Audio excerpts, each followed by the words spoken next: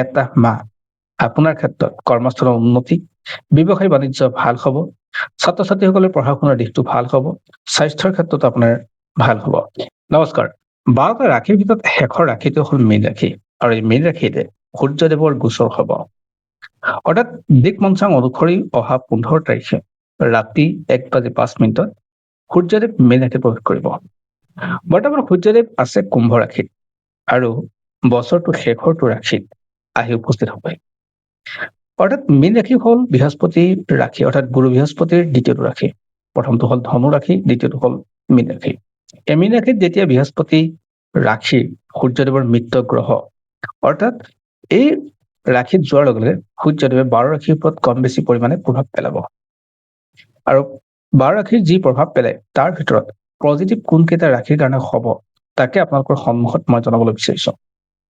আৰু এই ৰাশিকেইটাৰ ওপৰত এই ৰাশিকেইটা যদি আপোনাৰ নামৰ সংযোগ থাকে বা আপুনিও যদি এই ৰাশিকেইটাৰ অন্তৰ্গত হয়, তেনেহ'লে আগন্তুক এটা মাহ আপোনাৰ ক্ষেত্ৰত কৰ্মস্থলৰ উন্নতি, ব্যৱসায় বাণিজ্য ভাল হ'ব, ছাত্ৰ ছাত্ৰীসকলৰ পঢ়া শুনাৰ দিশটো ভাল হ'ব, স্বাস্থ্যৰ ক্ষেত্ৰত আপোনাৰ ভাল হ'ব।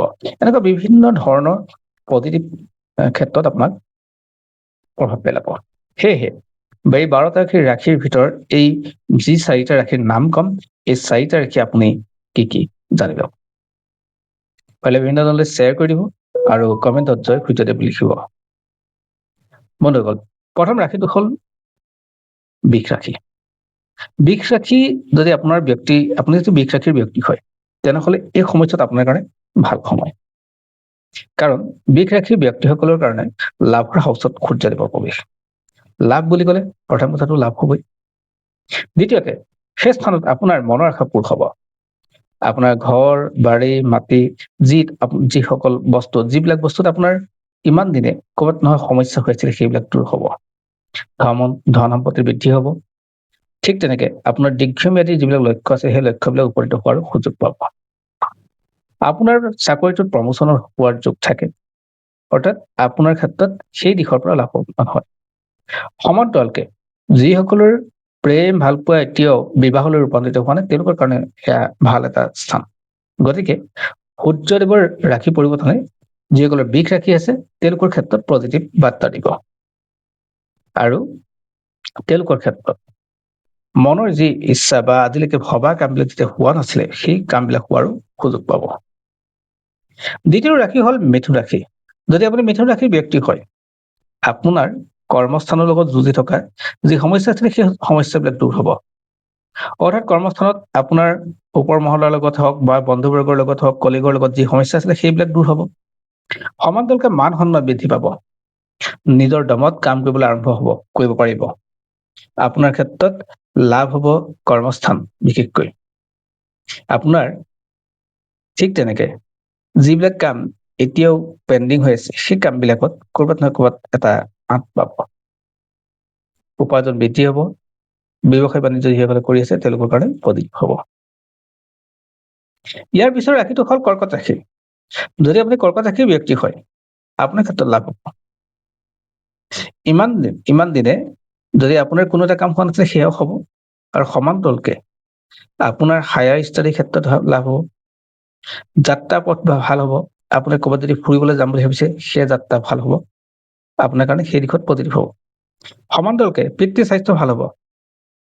তাৰোপৰি ধৰ্মীয় কাম কাজ বিলাকত অংশগ্ৰহণ কৰিবলৈ ভাল হ'ব।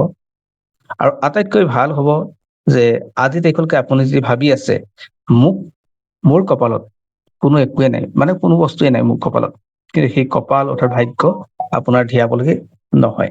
আপোনাৰ সূৰ্যদেৱৰ স্তুতিত, সূৰ্যদেৱৰ কৃপাত আপোনাৰ নতুনত্ব আহিব ভাগ্যত। গতিকে এইখিনি হ'ব আপোনাৰ কাৰণে ভাল। যিটো ৰাশিৰ কথা কৈছো, 4 নম্বৰ ৰাশি, অৰ্থাৎ 4টা ভালৰ কথা কম বুলি ভাবিছিলো, সেই 4টাৰ ভিতৰত শেষৰটো ৰাশি হ'ল বৃশ্চিক ৰাশি। যদি আপুনি বৃশ্চিক ৰাশিৰ ব্যক্তি হয়, তেনেহ'লে আপোনাৰ পঢ়া শুনা দিশটোত ভাল হ'ব। যিসকলে পঢ়া শুনা কৰি আছে ছাত্ৰ ছাত্ৰী, তেওঁলোকৰ কাৰণে ভাল হ'ব। পৰীক্ষাবিলাক ভাল হ'ব। আৰু সমান্তৰালকে যিবিলাকে গীত, নৃত্য, কবিতা বা অন্যান্য সাংস্কৃতিক দিশত কাম কৰিছে, তেওঁলোকৰ কাৰণে পজিটিভ হ'ব।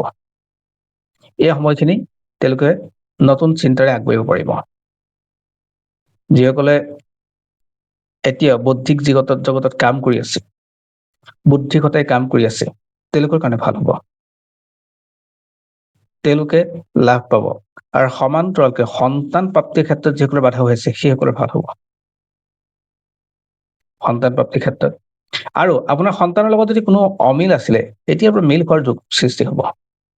গতিকে এইখিনি সময় আপোনাৰ তেনেকুৱা লাভ হোৱাৰ যোগ থাকে। আৰু ঠিক তেনেকে ধাৰ ঋণ মাৰিব পৰাকে যোগ এটা আহিলে, সময়খিনি যিসকলৰ সাধাৰণতে ধাৰ খুব বেছি হৈছিলে, ধাৰ বেছি হোৱা ব্যক্তিসকলৰ ক্ষেত্ৰত এই মাৰ্চ মাহৰ 15 তাৰিখৰ পিছৰ পৰা সূৰ্যদেৱৰ কৃপাত তেওঁলোকৰ ধাৰ ঋণবোৰ কমি আহিব, অৰ্থাৎ তেওঁলোকৰ ধাৰ ঋণ মাৰিব পৰা এটা সুযোগ লাভ কৰিব। অৰ্থাৎ এই 4টা ৰাশিৰ কথা কলো, বৃষ ৰাশি, মিথুন ৰাশি, কৰ্কট ৰাশি, বৃশ্চিক ৰাশি। এই ৰাশিকেইটাৰ ক্ষেত্ৰত যথেষ্ট সুযোগ আৰু সুবিধা আছে, লাভদায়ক হ'ব। আৰু তেওঁলোকে সূৰ্যদেৱক প্ৰণাম কৰিব লাগে। আৰু যিসকলৰ ৰাশিৰ নাম উল্লেখ কৰা নাই, তেওঁলোকে যদি সূৰ্যদেৱৰ কৃপা পাবলৈ বিচাৰে, তেনেহলে সূৰ্যদেৱক জল অৰ্পণ কৰিবলৈ নাপাহৰিব। ঠিক তেনেকে সৰু সৰু ল'ৰা ছোৱালীক চানডে দিনাখন, দেওবাৰ দিনাখন ৰঙা মিঠাই খুৱাব। সমান্তৰালকৈ সৰু সৰু ল'ৰা ছোৱালীবিলাকক তেওঁলোকৰ ভাল পোৱা যিকোনো বস্তু, বিশেষকৈ ৰঙা ৰঙৰ বস্তু কিনি দিব। আৰু লগতে কিতাপ পত্ৰ তেওঁলোকক দান দিব পাৰিব। আৰু হালধীয়া ৰঙৰ সামগ্ৰী তেওঁলোকক দান দিব পাৰিলে ভাল হ'ব, ৰঙাৰ লগতে হালধীয়া। আৰু এটা কথা কৈ যাওঁ, যদি আপুনি সূৰ্যৰ মন্ত্ৰ পাঠ কৰিব পাৰে, সেয়াও আপোনাৰ কাৰণে ভাল হ'ব। গতিকে যিসকলৰ ক্ষেত্ৰত ইমান দিনে কাম হোৱা নাছিলে, তেওঁলোকৰ কাৰণে পজিটিভ বাৰ্তা লৈ আহিছে সূৰ্যদেৱে। আৰু 12 ৰাশিৰ অন্তিমটো ৰাশিত মীন ৰাশিত সূৰ্য গোচৰ। ধন্যবাদ। পুনৰ আৰেক ভিডিঅ' আপোনাক সকলোকে লগ পাম। আজিলৈ সামৰিছো।